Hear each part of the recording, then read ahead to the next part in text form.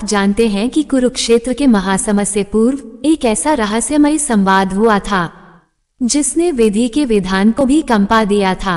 कल्पना कीजिए उस वन की जहां सर्वश्रेष्ठ धनुर्धर बनने की क्षमता रखने वाला अजेय योद्धा आज असहाय है। उसका दाहिना अंगूठा कट चुका है, उसकी आंखों में प्रतिशोध की अग्नि है और हृदय में एक ही प्रश्न उबल रहा है, हे वासुदेव, गुरु द्रोण ने मेरे साथ इतना भीषण छल क्यों किया? और तब योगेश्वर कृष्ण ने जो उत्तर दिया, उसे सुनकर उस अजेय योद्धा का रोम रोम कांप उठा। वो उत्तर क्या था? ऐसा कौन सा परम सत्य था जिसे सुनकर उस वनवासी वीर के अश्रु भी सूख गए? इस आध्यात्मिक रहस्य को जानने के लिए मेरे साथ इस सत्य की गहराई में प्रवेश करें। सघन वन का वह एकांत कोना जहां वायु भी मानो शोक से मौन थी। महान निषाद राजपुत्र एकलव्य, जिसकी भुजाओं में समस्त संसार को विजित करने का सामर्थ्य था, आज आहत होकर श्री कृष्ण के सम्मुख उपस्थित था। उसका कटा हुआ अंगूठा केवल शरीर का अंश नहीं था, अपितु उसके तपोबल और स्वाभिमान की आहुति था। एकलव्य के नेत्रों में अश्रु थे, पर उन अश्रुओं में विलाप से अधिक एक तीव्र व्यथा चुभ रही थी। उसने अपने आराध्य वासुदेव के चरण स्पर्श किए और अत्यंत रुंधे हुए स्वर से बोला, हे माधव, मैंने तो केवल विद्या से प्रेम किया था। मैंने गुरुदेव को ईश्वर मानकर पूजित किया, फिर मेरे गुरु ने मेरे साथ इतना अकल्पनीय छल क्यों किया? क्या राजकुल में जन्म न लेना मेरा महापाप था? हे कृष्ण, मेरे अंतर्मन को शांत करें। एकलव्य के व्यथा से भरे वचन सुनकर योगेश्वर कृष्ण के मुख पर एक अत्यंत कोमल और रहस्यमयी मुस्कान उत्पन्न हुई। उन्होंने अपने स्नेहपूर्ण हाथों से उस महान वीर के कंधे को स्पर्श किया।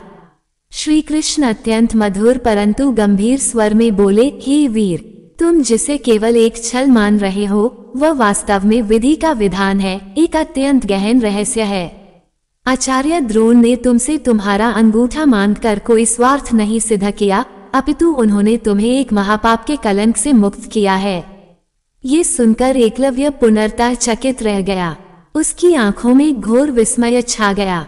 महापाप? कैसा महापाप हे वासुदेव? उसने अपनी व्याकुलता से पूछा। श्री कृष्ण का स्वर अब और भी अधिक रहस्यमय हो गया। हे अद्वितीय योद्धा, तनिक विचार करो, यदि आज तुम्हारी यह श्रेष्ठ कला सुरक्षित रहती तो भविष्य के उस महासम में तुम किस पक्ष का साथ देते? एकलव्य ने कुछ क्षण विचार किया और नतमस्तक होकर बोला, हे वासुदेव, मेरे पिता मगध नरेश जरासंध के मित्र हैं, अतः मेरा ये परम कर्तव्य होता कि मैं उनके ही पक्ष से अस्त्र उठाता। श्री कृष्ण के मुख पर गंभीरता छा गई। सत्य कहा तुमने, जरासंध और कौरव अधर्म के प्रतीक हैं। यदि तुम अपनी पूर्ण शक्ति के साथ उनके पक्ष में उपस्थित होते तो इस महासम में धर्म की विजय असंभव हो जाती। तुम्हारी यह निष्ठा तुम्हें अधर्म का सबसे शक्तिशाली रक्षक बना देती। ये सुनकर वह निषादवीर घोर विस्मय में चला गया। कृष्ण ने अपनी बात पूर्ण की, हे अद्वितीय योद्धा, आचार्य ने तुम्हारा अंगूठा मांगकर तुम्हारा अभिमान तो समाप्त किया, परंतु तुम्हें उस महापाप से भी बचा लिया। ये गुरु का क्रूर कृत्य नहीं, अपितु विश्व के कल्याण हेतु किया गया एक महान त्याग था। वासुदेव के इन परम सत्य वचनों को सुनकर उस महान वीर का शरीर थरथराने लगा। जो अद्वितीय योद्धा कभी किसी शत्रु से भयभीत नहीं हुआ, वह आज नियति के इस भयंकर स्वरूप के सम्मुख पुनर्तः नतमस्तक था। उसने अत्यंत कांपते हुए स्वर में पूछा, हे माधव, तो क्या मेरी समस्त तपस्या व्यर्थ गई? क्या मेरे एकाग्र कृत्य और निष्काम कर्म का यही प्रतिफल है कि आने वाला काल मुझे केवल एक अपूर्ण, असहाय और वंचित वीर के रूप में स्मरण रखेगा? श्री कृष्ण ने उस निषाद पुत्र को अत्यंत करुणा से देखा और कहा, हे महान आत्मा, काल उसे स्मरण नहीं रखता जो केवल अस्त्र चलाना जानता है, अपितु उसे युगों युगों तक पूजता है जो धर्म के रक्षण हेतु अपना सर्वस्व त्याग कर देता है। तुम्हारा ये कृत्य व्यर्थ नहीं है। श्री कृष्ण का स्वर अब अंतरिक्ष में गूंजने लगा। हे श्रेष्ठ निषाद, तुम्हारा ये त्याग इतिहास का सबसे महान प्रतिमान बनेगा। आने वाले युग तुम्हें मात्र एक ऐसे अजेय योद्धा के रूप में स्मरण नहीं करेंगे जिसने सहस्रों शत्रुओं का संहार किया हो, अपितु ये संसार तुम्हें उस परम शिष्य के रूप में पूजेगा जिसने धर्म और गुरु भक्ति हेतु अपना सर्वोत्तम कौशल हंसते हुए त्याग दिया।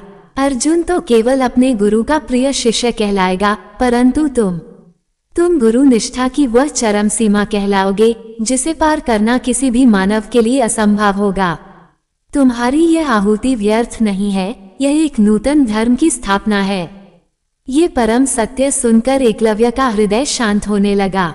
श्री कृष्ण के उन अलौकिक वचनों ने एकलव्य के अंतर्मन का समस्त अंधकार समाप्त कर दिया। अब वो कोई आहत वनवासी नहीं था, अपितु परम सत्य को प्राप्त महान आत्मा था। उसने वासुदेव के चरणों को अश्रुओं से नहलाते हुए कहा, हे परमेश्वर, आज आपने मेरे हृदय की समस्त शंकाओं का नाश कर दिया। गुरु का वह कृत्य कोई छल नहीं, अपितु मेरा परम सौभाग्य था। तब योगेश्वर ने उसे प्रेम से उठाया और एक परम रहस्यमयी वरदान देते हुए कहा, हे वीर, मैं यह वचन देता हूँ कि आगामी युगों में जब भी निस्वार्थ भक्ति और त्याग का उल्लेख होगा, तुम्हारा नाम अर्जुन से भी ऊपर लिया जाएगा। श्री कृष्ण के वचनों ने उस महान वनवासी के भीतर नूतन चेतना का संचार किया। वासुदेव ने उसे समझाते हुए कहा, हे श्रेष्ठ निषाद, शरीर का अंग कट जाने से आत्मा की शक्ति कभी क्षीण नहीं होती। तुम्हारी यह निष्काम भक्ति ही तुम्हारा वास्तविक अस्त्र है। स्मरण रखो, इस नश्वर संसार में भौतिक विजय क्षणभंगुर है, परंतु जो आत्मा धर्म के पथ पर अपना सर्वस्व अर्पण करती है, वो सदैव के लिए अमर हो जाती है। आचार्य ने तुम्हारा अंगूठा अवश्य लिया, परंतु उन्होंने तुम्हें अजेय बना दिया। अब कोई शत्रु तुम्हें परास्त नहीं कर सकता। एकलव्य अब पुनर्तः शांत था, उसका सारा प्रतिशोध अब समाप्त हो चुका था। श्री कृष्ण ने एकलव्य के मस्तक पर अपना हस्तकमल रखा और उसे एक परम रहस्यमयी वरदान दिया। उन्होंने कहा, हे महान योद्धा, तुम्हारा ये जीवन अब साधारण नहीं रहा। तुमने जो आहुति दी है वह इस संपूर्ण सृष्टि के लिए एक शाश्वत आदर्श बन गई है। मैं तुम्हें यह वचन देता हूँ कि भविष्य में जब भी इस महासमर के परिणाम पर विचार होगा, तब धर्म की स्थापना में तुम्हारे इस परोक्ष त्याग को सर्वोच्च स्थान प्राप्त होगा और अंततः समय आने पर तुम मेरे ही हाथों वीरगति प्राप्त कर सीधे परम धाम को प्रस्थान करोगे, जहाँ तुम्हें शाश्वत मोक्ष प्राप्त होगा। इस परम सत्य को जानकर एकलव्य का रोम रोम हर्षित हो उठा। जिस बात का उसे शोक था, वह अब उसका परम सौभाग्य बन चुका था। उसका संपूर्ण अस्तित्व अब वासुदेव के प्रेम में पुनर्तः लीन हो गया। इस प्रकार उस महान निषाद वीर ने वासुदेव के परम ज्ञान को आत्मसात किया। वो अंगूठा विहीन योद्धा अब किसी भौतिक अस्त्र का मोहताज नहीं था। उसकी कीर्ति का प्रकाश संपूर्ण संसार में व्याप्त हो गया और वो इतिहास के पन्नों में सदैव के लिए अमर हो गया। भक्तों, आज के समय में हम तनिक सी विफलता पर ईश्वर से निराश हो जाते हैं, किंतु एकलव्य की यह अमर कथा हमें ये परम ज्ञान देती है कि कभी कभी जीवन में जो हमें अत्यंत क्रूर आघात प्रतीत होता है, वो वास्तव में ईश्वर का कोई रहस्यमयी और महान विधि का विधान होता है। हमारा स्वार्थ नहीं, अपितु हमारा त्याग ही हमें महान बनाता है। यदि आपको इस आध्यात्मिक कथा से तनिक भी सत्य का भान हुआ हो, तो इस चलचित्र को लाइक अवश्य करें। धर्म और सत्य की ऐसी ही परम रहस्यमयी कथाएं निरंतर सुनने हेतु हमारे चैनल को सब्सक्राइब करें। जय श्री कृष्ण।